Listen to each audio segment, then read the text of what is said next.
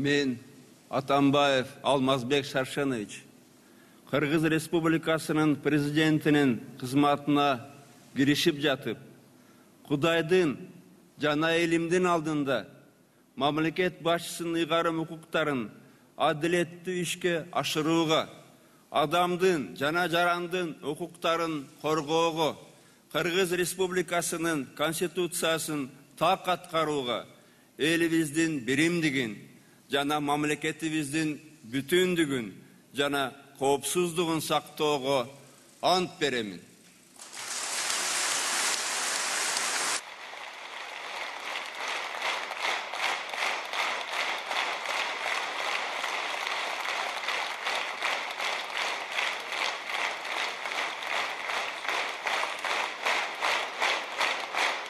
Kırgız